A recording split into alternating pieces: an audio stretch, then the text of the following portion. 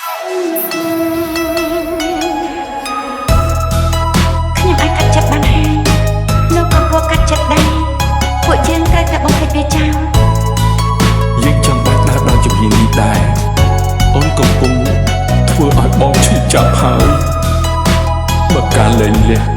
អាចយកសម្ពាធចេញពីអូនបានបើអាចឲ្យអូនបានធូរចិត្តបងយល់ព្រម